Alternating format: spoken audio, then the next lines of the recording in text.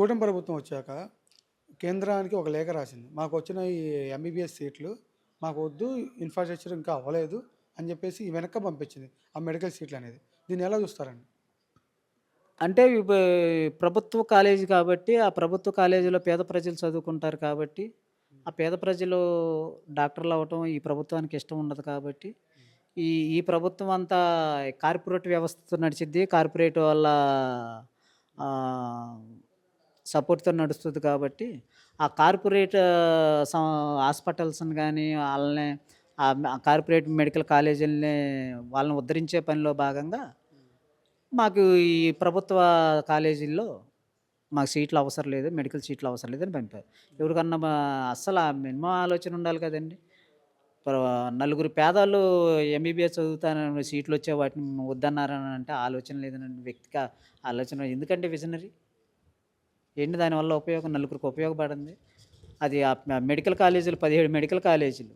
17లో 5 పూర్తయి రన్నింగ్‌లో ఉన్నాయి. ఇంకొక 6 70% పూర్తయి ఉన్నాయి. ఇంకొక 5 60-50% పూర్తయి ఉన్నాయి. ఎంతండి ఒక్కొక్క మెడికల్ కాలేజ్‌కొచ్చేసరికి ఇంకొక 550,00,00,000 ఖర్చు పెడితే చాలు.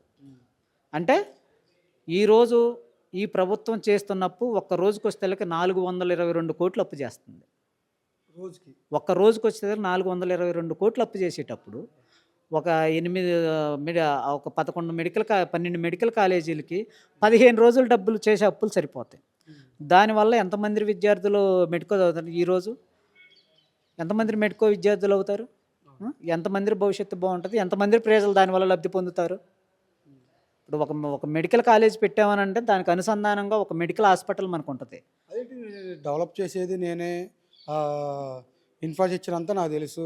ఎలా చేయాలి ఏంటి ప్రభుత్వానికి, ఆ సంపద సృష్టించేది కూడా నేనే అని చెప్పేసి ఎన్నికల ముందు అన్నారు కదా! అది సృష్టిస్తూనే ఉన్నారు కదండీ! హ్మ్. సంపద సృష్టిస్తూనే ఉండారుగా. హ్మ్. ఈరోజు చోటా నాయకుడి కాడ నుంచి కోటలోకి పరిగెత్తుతున్నారు. అది సంపద సృష్టి. హ్మ్. ప్రజల ఇప్పుడు ఆహ్, పలు సభా వేదికల్లో ఆయనే మాట్లాడాడు. వైసీపీ అన్నోడికి నేను పనే చేయనని. హ్మ్. అన్నప్పుడు ప్రజలకి ఎలా చేస్తాడు? వాళ్ళ కార్యకర్తలకి ఏదైనా చేస్తే నలుగురు కార్యకర్తలకి తూతు మంత్రం చేస్తారు. వాళ్ళ నాయకులు తీసుకుంటారు.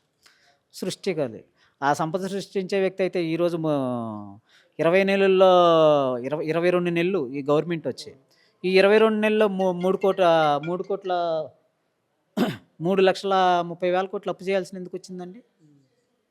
సంపద సృష్టి ఏడుంది?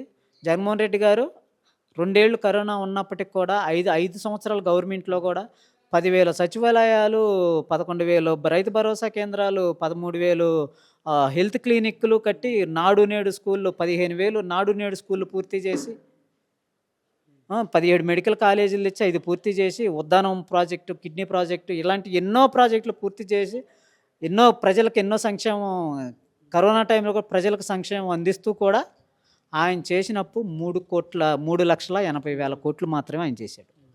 కానీ ఈ ప్రభుత్వం 22 నెలల్లోనే ఇంకో 2, 3 నెలల్లో ఆ బ్యాలెన్స్‌కి కూడా వెళ్ళిపోద్ది. ఆయన 5 ఏళ్ళు చేసినప్పు ఈళ్ళు 2 సంవత్సరాలకు చేశారు.